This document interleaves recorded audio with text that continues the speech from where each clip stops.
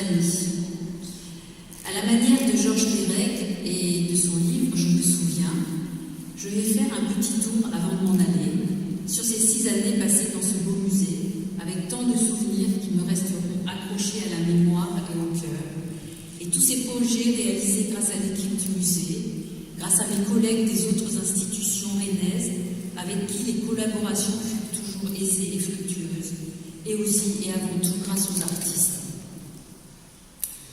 Ainsi, je me souviens du spectacle Beaux-Arts de Philippe de Couvelet que le TNB a apporté sur un plateau en novembre 2013, qui a été un grand moment dans l'histoire du musée.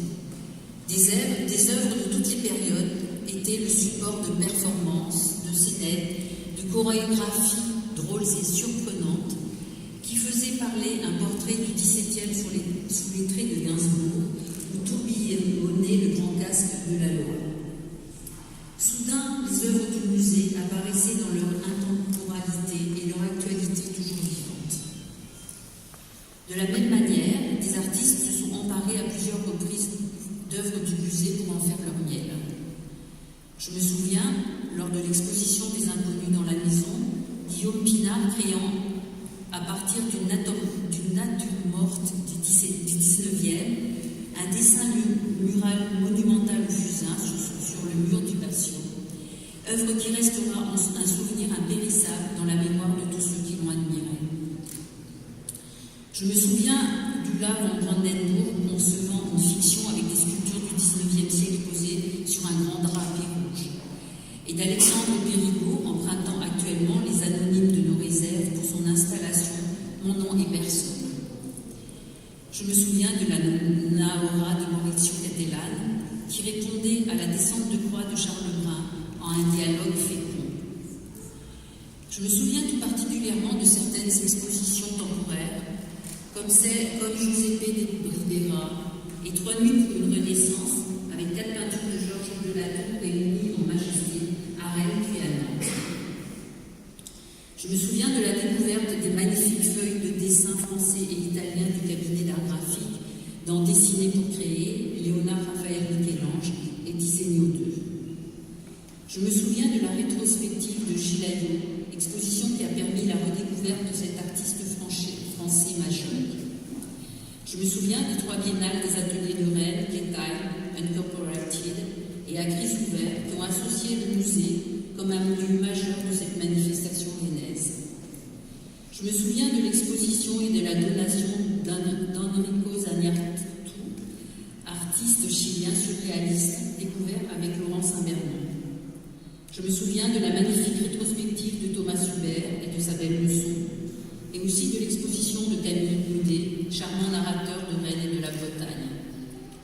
Je me souviens du fabuleux destin des tableaux des Abbés Desjardins, du voyage au Québec avec Guillaume Caseroni et Blandine Chavannes, et au retour des tableaux du camion coincé dans la neige.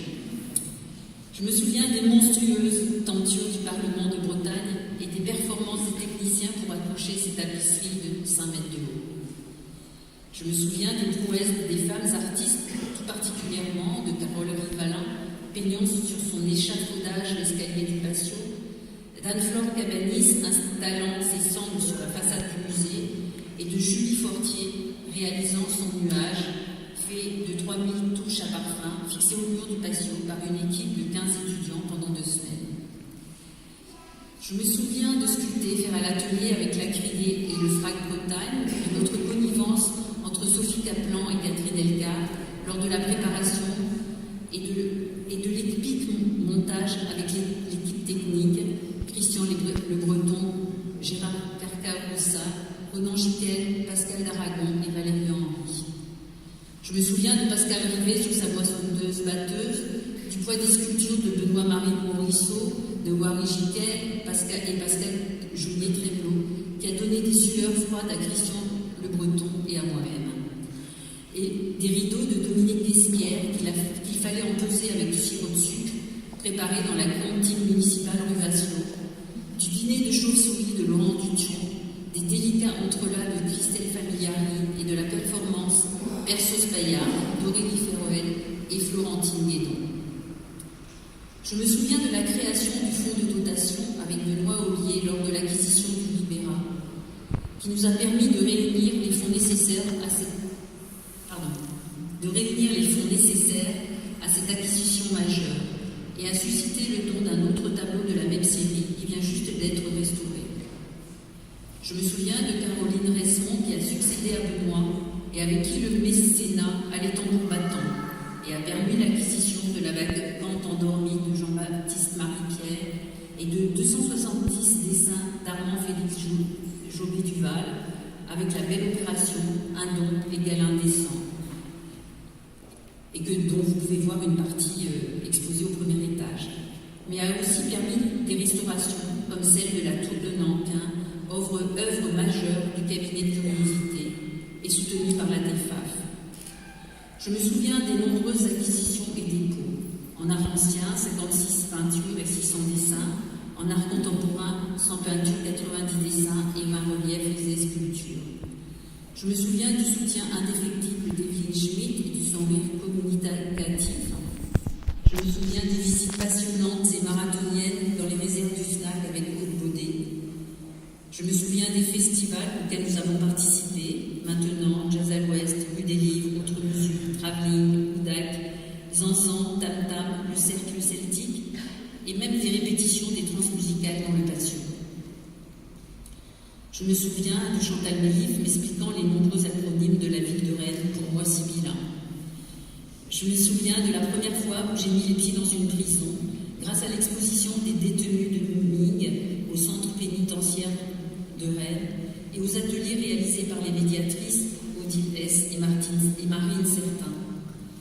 Je me souviens des bébés des crèches découvrant le Lubins avec Anne-Sophie Derrier et les enfants discernant la complexité des œuvres abstraites d'Aurélie Nemours avec Carole Marsac. Je me souviens de la présence des étudiants de l'université et de l'ESAD venus suivre les cours d'histoire de l'art de Guillaume, faire les assistants des artistes, montrer, exposer leur travail et partager les heureux moments des vernissages. Je me souviens de la samba et du soutien apporté aux acquisitions et à divers projets, mais aussi leur aide pour la mise sous pli des cartons d'invitation. Je me souviens de la campagne coquine de communication libre entre midi et 2 pour valoriser les nouveaux horaires du musée. Je me souviens du harcèlement de Nadège Magot et Pierre Kosserski pour nous faire accoucher des programmes de saison. Je me souviens de certaines personnes venues recopier je me souviens de la centaine de personnes venues recopier le musée avec Simon Gaucher et tous les échanges avec les visiteurs au cours d'une animation ou d'un vernissage.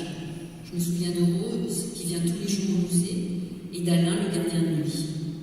Et puis je me souviens de tous mes collaborateurs de Londres qui travaillent avec nous sur tous les projets. D'abord Chantal Mélif, l'administratrice, Nadège Magot, responsable de la communication, Anne-Laure Le Guen, régisseuse, Valérie Richard et Linda Billan, secrétaire, Marie-Christelle Henri-Louis, responsable d'RH, et tous ceux que je n'ai pas le temps de nommer, ainsi que tous les agents du patrimoine et tous les vacataires qui passent dans nos murs. Et puis évidemment, je me souviens de mes collègues conservateurs, de Laurent Saint-Bernon, François Coulon et Guillaume Caseroni, avec qui nous avons partagé de nombreux projets, expositions, publications, discussions, connivences. Et puis je me souviens de tous les artistes côtoyés et découverts ici. Ce sont vraiment eux qui ont donné le sens de mon travail, celui d'être le passeur, ou la passeuse, je ne sais pas si ça se dit, entre leurs œuvres et les visiteurs. Un très grand merci à vous tous et à la Revoyure, car j'ai de nombreux projets, et comme le disait le baron Thyssen, « If you rest, you rust ». Si vous arrêtez, vous mouillez. Ce que je n'ai pas l'intention de faire.